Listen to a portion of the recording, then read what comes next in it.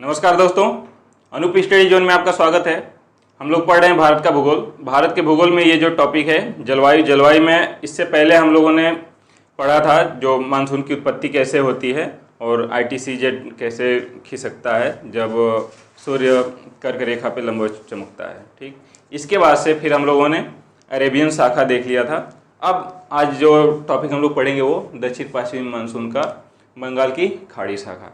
हम जानते हैं कि जो भारत में मानसून आता है, जो बारिश होती है वो दक्षिण पश्चिम मानसून के कारण ही होती है, इसीलिए इसे मानसूनी वर्षा भी कहते हैं। और कब होती है? गर्मी के दिनों में होती है। शुरुआत कब से होती है? जब सूर्य कर्क रेखा पे लंबवत चमकता है, यानी कि जब भारत में जो मानसून आती है वो कब आती है? जून में आती है। जून में केरल के तट पर अपना दस्तक दे देती है। इसके पहले जो मई में जो बारिश जो लोकल हीटिंग के कारण जो होती थी, जिसे संबानी वर्षा या अलग अलग जगहों पे अलग अलग नामों से जानते थे, ये सारी चीज़ें हम लोगों ने देख लिया है। हम देखेंगे अब बंगाल की खाड़ी शाखा। बंगाल की खाड़ी शाखा में आपको पता है कि जो ये हवाएं हैं जब विषुवत रेखा को जब क्रॉस करती हैं तो कहाँ अपने दाहिने मुड़ जाती हैं। जब दाहिने मुड़ती हैं तो यहाँ पर आकर भारत की जो स्थिति के अनुसार देखेंगे कि इसके दक्षिण में हिंद महासागर, पश्चिम में अरब सागर और पूर्व में बंगाल की खाड़ी है। इसकी स्थिति के कारण जो हवाएं हैं वो दो दिशा में बट जाती हैं। एक बनाती है अरब सागर शाखा, दूसरी बनाती है बंगाल की खाड़ी शाखा। अरब सागर शाखा में हम लोगों ने ये जो रेड से बनाया गया है जो निशान है, ये हम लोगों ने पढ़ लिया है। ये यहाँ पे बनाना क्यों ज़रूरी था? क्योंकि इसका भी इम्पोर्टेंस है। यहाँ पे जब हम देखेंगे कि जब ये हवाएं आ रही हैं और जब इनसे टकराती हैं तो क्या होता है, कितनी बारिश होती है, ये सारी चीज़ें हम लोग देखेंगे। देखिए, अब यहाँ से शुरू होती है, हवाएं ऊपर चलती है।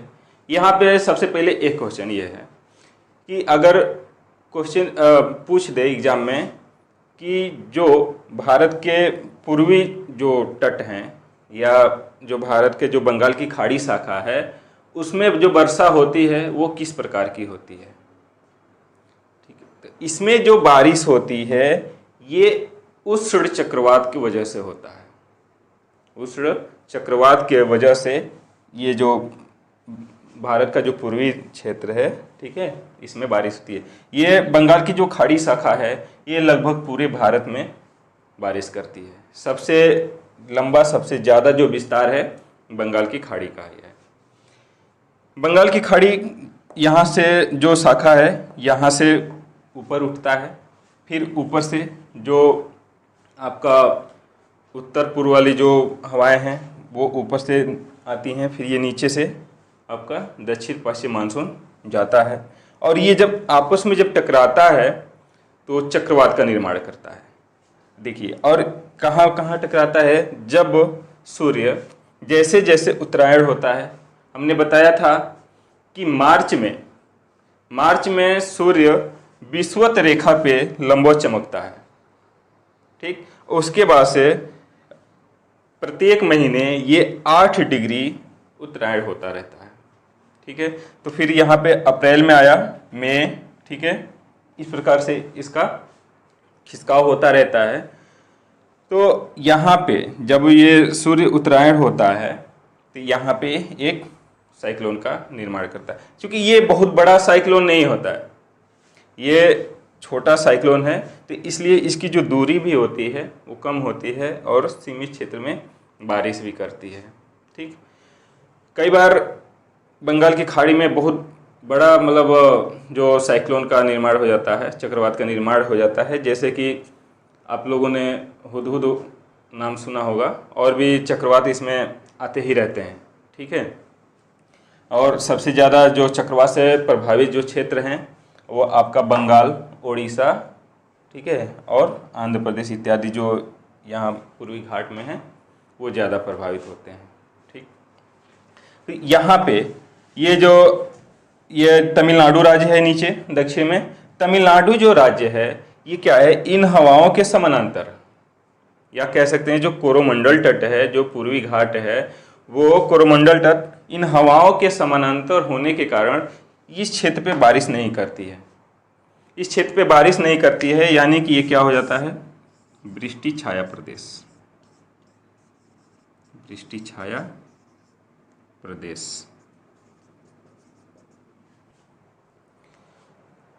क्वेश्चन इस पे आया भी हुआ है, मतलब कई बार क्वेश्चन इससे पूछे भी गए हैं कि जो कोरोमंडल तट पे बारिश होती है वो किस मानसून से होती है।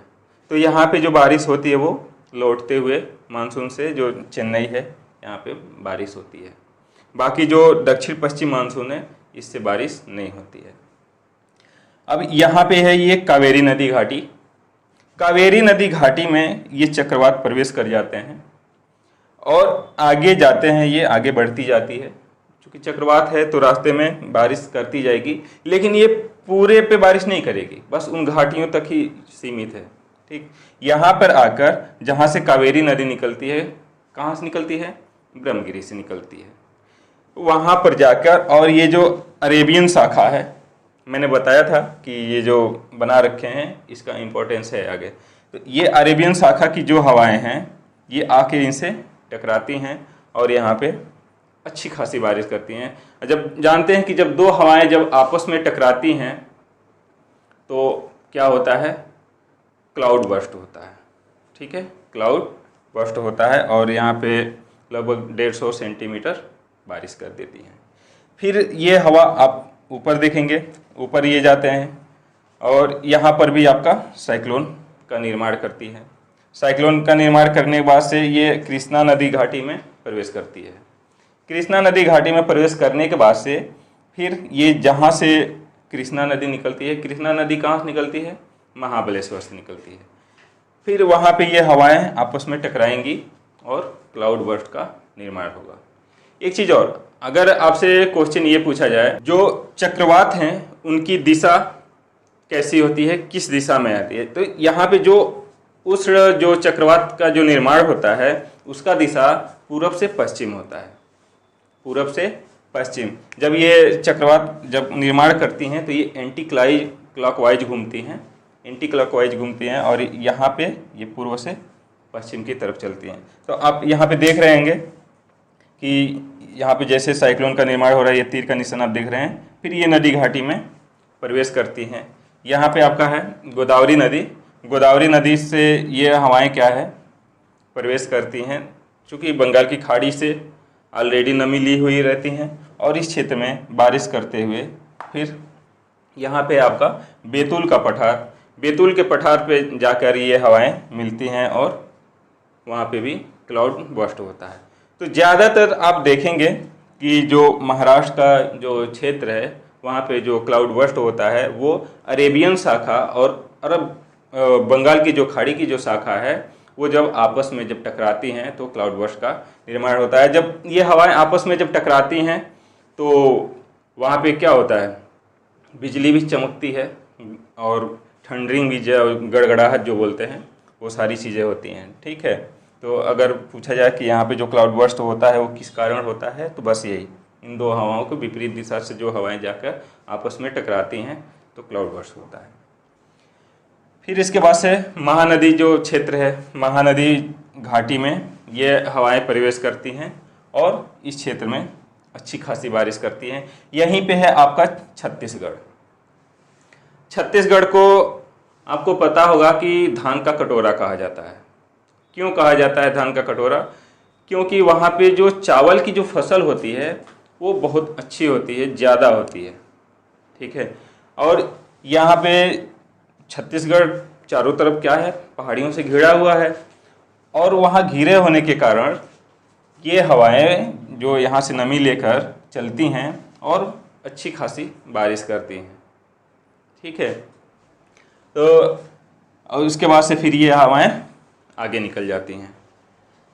यहाँ पे आपको एक प्रश्न और भी बनता है कि जो ये छत्तीसगढ़ अलग हुआ था वो किस बेस पे हुआ था, किस बेस पे? पहले तो जो छत्तीसगढ़ था वो मध्य प्रदेश में था, लेकिन ये बाद में मध्य प्रदेश से अलग हुआ और छत्तीसगढ़ बना। तो ये इन्हीं सब बेसिस पे, क्योंकि यहाँ पे जो कृषि की फसल होती है बहुत अच्छी होती है और आप जब इसको देखेंगे, जब किसी क्षेत्र जब आप देखेंगे तो जहाँ पे जो नदियाँ होती हैं वहाँ से सिंचाई की व्यवस्था होती है, उससे नहर वगैरह निकाली जाती हैं। तो इस क्षेत्र में अच्छी खासी कृषि होती है। इसके वजह से ये जो पॉलिटिकल रीजन है या फिर कह सकते हैं कि ज्योग्राफिकल रीजन है, जिसके वजह से यहाँ पे क्या हुआ, ये अलग हुआ। एक चीज़ और है कि जो बारिश होती है ये सीधे मैदान पे नहीं होती है। इसका मेन रीज़न है कि जो भारत में आप देख सकते हैं कि पश्चिम में, पूर्व में, उत्तर में जो पहाड़ हैं, इनके वजह से जब हवाएं जाकर टकराती हैं, ऊपर उठती हैं, ठंडी होती है, संघनन की क्रिया बढ़ जाती है, जिसकी वजह से बारिश होती है। इसका एग्जाम्पल सीधा सा है आपका, हमारा जो पड़ोसी है बांग्लादेश। बांग्लादेश में कोई पहाड़ न होने के कारण वहाँ पे बारिश नहीं होती है। विश्व का एकमात्र ये ऐसा देश है जहाँ पे बारिश तो नहीं होती है लेकिन बाढ़ हर साल आता है। क्यों आता है? क्योंकि जो भारत का जो ये आप जो ये 7 सिस्टर्स जो स्टेट्स देख रहे हैं आप, इस क्षेत्र में क्या है कि बारिश अत्यधिक होती है, और जो बारिश अत्यधिक होती है तो इधर से ये निकलती है, मेघना नदी है, ठीक है, मेघना नदी, उसके बाद से ब्रह्मपुत्र नदी, ये सारी जो नदियां हैं यहाँ पे लाके बाढ़ कर देती हैं, ठीक है। तो इस प्रकार से जो बारिश का जो मेन फैक्टर है ये तो है, ये है कि आपका जो ITCZ है और जो ताप है, ये सारी चीज़ तो हैं, लेकिन पहाड़ का भी बहुत बड़ा रोल है, ठीक है। अब इस क्षेत्र में बारिश कर ली, फिर इसके बाद से ये ऊपर जाती है और हुगली नदी से होते हुए ये पूरे भारत में, मतलब इस यहाँ पे जब ये आएगी, और इस साइड में आप देख रहे हैं कि पूर्व में अराकन युमा श्रेणी है, उत्तर में ये आपका हिमालय है, हिमालय का ये पूरा हिस्सा है, और यहाँ पे जब हवाएं आगे आती हैं तो फिर ये 2 दिशा में बंट जाती हैं, 2 दिशा में बंट जाती है, एक मैदान की तरफ चली जाती है और दूसरी ऊपर पहाड़ी की तरफ। यहाँ पे आपका देखेंगे गारो खासी जयंतिया, मेघालय में स्थित है गारो खासी जयंतिया पहाड़ी। तो ये भी क्वेश्चन कई बार आ चुका है कि गारो कहाँ है, अलग अलग करके आया है, कभी एक ही में पूछ देता है। तो यहाँ पे खासी पहाड़ी पे सबसे अधिक बारिश करती है, यहाँ से ये टकराती है और बहुत तेज़ी से ऊपर उठती है, संघनन की क्रिया होती है और यहाँ पे बारिश अत्यधिक होती है। विश्व का सबसे अधिक जो बारिश होती है वो होता है मेघालय के चेरापूंजी में, जो चेरापूंजी है, चेरापूंजी के मासिनराम में, मासिनराम में विश्व की सबसे अधिक बारिश होती है। ये लगभग 1000 सेंटीमीटर से ऊपर होती है, 1000 सेंटीमीटर से ऊपर होती है।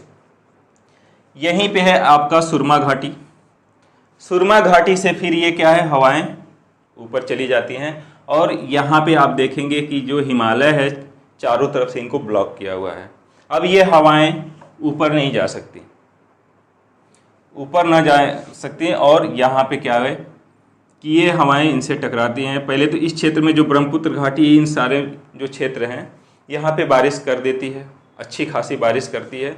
उसके बाद से कोई जगह ना होने के कारण ये इन रास्तों का अनुसरण करते हुए और मैदान की तरफ निकलती हैं।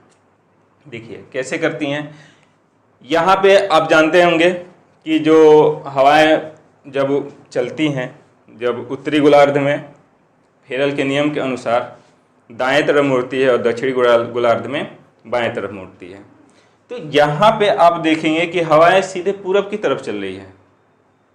रीजन ये है कि यहाँ पे कोई जगह न होने के कारण ये हवाएं जहाँ भी गैप पाती हैं वहाँ से निकलती हैं, ठीक। यहाँ पे अब यहाँ पे जब मैदान में आई तो अब यहाँ पे ये खुल गई हवा। जब खुली तो आपको क्या लगता है कि हवा किधर जाएगी, ऊपर की तरफ जाएगी कि नीचे की तरफ? तो यहाँ पे फेरल का जो लॉ है फिर वो लागू होगा और ये दक्षिण की तरफ मुड़ने की कोशिश करेगी। लेकिन यहाँ पे जो है आपका शिवालिक श्रेणी है, शिवालिक श्रेणी से ये हवाएं टकराती हैं और उसके जो पाद प्रदेश हैं उसमें अच्छी खासी बारिश करती हैं। ठीक है, यहाँ से ये जब हवाएं ये चलती हैं, आपका ये पश्चिम बंगाल में तो बारिश करती हैं, यहाँ से जब आती हैं तो ये हवाएं विक्षेपित होके और यहाँ पे चली जाती है। अब यहाँ पे विक्षेपित क्यों होती है, इसका भी रीज़न है कि यहाँ पे ये जो पर्वत और पठार हैं, अब चूँकि जो कर्क रेखा है, कर्क रेखा यहाँ पे लंबवत है, सीधा चमक रहा है, तो ये जो क्षेत्र हैं क्या होगी, अत्यधिक गर्म होगी। अत्यधिक गर्म होने के कारण ये इस क्षेत्र में जो मैदानी जो क्षेत्र है इसके तुलना में ये ठंडा है, तो ये हवाएं इधर क्या हुई, विक्षेपित हुई और इनसे टकरा के बारिश करी, तो यहाँ पर भी क्लाउड बर्स्ट का निर्माण होता है। जहाँ जहाँ ये हवाएं टकराएंगी वहाँ वहाँ आपका क्लाउड बर्स्ट होगा। फिर इस क्षेत्र में अब हवाएं चूँकि यहाँ पे बारिश ऑलरेडी कर चुकी हैं और यहाँ पे जो ये जो क्षेत्र हैं यहाँ पे लगभग 200 सेंटीमीटर बारिश करती हैं। जब बारिश कर ली तो उनमें नमी क्या हुआ, कम होती गई और आगे बढ़ेंगी तो फिर यहाँ पे इलाहाबाद में ये लगभग 76 सेंटीमीटर बारिश करता है, 76 सेंटीमीटर बारिश करता है। इसके बाद से ये यहाँ से आगे बढ़ी तो जो पश्चिमी उत्तर प्रदेश है वहाँ पे गर्मियों में क्या होता है कि जो आप ककड़ी वगैरह खाते हैं, तरबूज खाते हैं, तो उनको पानी की आवश्यकता अधिक होती है, सिंचाई होती रहती है और वहाँ से जो पानी होती है वो वाष्पीकृत होके और इन हवाओं से मिल जाती है। मिलने के बाद से क्या होता है, इनको थोड़ी नमी मिल जाती है और फिर ये आगे की तरफ मूव करती हैं। फिर साथ में जब ये आपका अरेबियन सागर की जो शाखा है ये हवाएं यहाँ पे इंतज़ार कर रही है और ये आकर यहाँ पे ये आपका हिमाचल प्रदेश शिमला है वहाँ पे बारिश करेगी और ये पंजाब क्षेत्र में कुछ बारिश कर देती हैं। दिल्ली में जाते जाते ये हवाएं काफ़ी कम, लगभग 56 सेंटीमीटर बारिश करती है दिल्ली में। यहाँ पे आपके मन में और भी क्वेश्चन आना चाहिए कि चलिए जो फेरल कला है ऊपर जा रही है हवाएं, तो हवाओं को दक्षिण मुड़ जाना चाहिए, तो जब अगर दक्षिण मुड़ती थी यानी पूरब की तरफ खिसक जाती। तो यहाँ पे हवाएं इधर कैसे जा रही हैं, इसका भी रीज़न है क्योंकि जो इसका मेन जो फोकल पॉइंट है वो आपका ये जो राजस्थान में स्थित है, जो थार का डेजर्ट, ठीक है, थार का मरुस्थल। थार का मरुस्थल अत्यधिक गर्म हो जाती है क्योंकि ये रेतीला जगह है, पथरीला जगह है और अत्यधिक गर्म हो जाती है और यहाँ से क्या होती है, संवहन तरंगे भी निकलती हैं और ये हवाएं इसीलिए यहाँ पे बारिश नहीं होती है। और ये हवाएं यहाँ से जब निकलती हैं, जो इंदिरा कैनाल है उनसे हवाओं से वहाँ से नमी लेकर ये हवाएं आगे जाके मिलके और यहाँ पे क्लाउड बर्स्ट करती हैं। ठीक है, तो ये आपका पूरा मानसून हो गया और ऐसे ऐसे आपका हाई प्रेशर से लो प्रेशर की तरफ हवाएं हमेशा मूव करती हैं, ये आपको हमेशा ध्यान में रखना है। और जब तक उसके रास्ते में कोई अवरोध नहीं होगा वो बारिश कभी नहीं करेगी। ठीक है, ये आपका बंगाल की खाड़ी शाखा हो गया। अब हम लोग देखेंगे, हाँ एक चीज़ और है इसमें, और प्रश्न उठता है कि जो बीच बीच में जैसे ये शाखाई अरब सागर शाखा, बंगाल की खाड़ी शाखाई, तो बीच बीच में कुछ दिन बारिश होता है और कुछ दिन बारिश नहीं होता है। उस समय को या उस पीरियड को क्या कहते हैं, तो उसको बोलते हैं मानसून विच्छेद। मानसून विच्छेद क्यों होता है, क्योंकि जब ये जो उष्ण जो चक्रवात है ये जब कमज़ोर पड़ जाती हैं, ठीक है, तो वहाँ तक पहुँच नहीं पाती है, नमी पहुँच नहीं पाती है, जिसके वजह से बीच बीच में बारिश बंद होती है। फिर उसके बाद से जब ये साइक्लोन एक्टिव होता है फिर जाके वहाँ पे बारिश होता रहता है। तो इस प्रकार से ये आपका बंगाल की खाड़ी शाखा आज समाप्त हुआ। इसके बाद से हम लोग देखेंगे जो लौटता हुआ मानसून है, जो विंटर सीजन का मानसून है, यह भी हम लोग तो समर सीजन पढ़ रहे थे, यानी कि जो ग्रीष्म ऋतु में जो मानसून आती है उसको पढ़ रहे थे। इसके बाद से हम लोग पढ़ेंगे आपका शीत ऋतु में जो मानसून है या जो लौटता हुआ मानसून है वो पढ़ेंगे। साथ ही साथ हम लोग देखेंगे कि जो ये मानसून हैं, इन मानसून को जो प्रभावित करने वाले जो कारक हैं वो कौन कौन से हैं, इन सारी चीज़ों को, जैसे कि जो यहाँ पे चलने वाली जो जेठ धाराएं हैं, ये हम लोग अलग अलग इसलिए पढ़ रहे हैं क्योंकि उसको समझना बहुत मतलब अच्छा हो जाएगा और बेहतर ढंग से समझ में आएगी। तो जेठ धाराएं का जो भारतीय मानसून है क्या प्रभाव पड़ता है, और यहाँ के जो उच्चावच, थार का डेजर्ट, जो भी है, सारी चीज़ें हम लोग अगले नेक्स्ट वीडियो में पढ़ेंगे। मिलते हैं नेक्स्ट वीडियो में, तब तक के लिए धन्यवाद।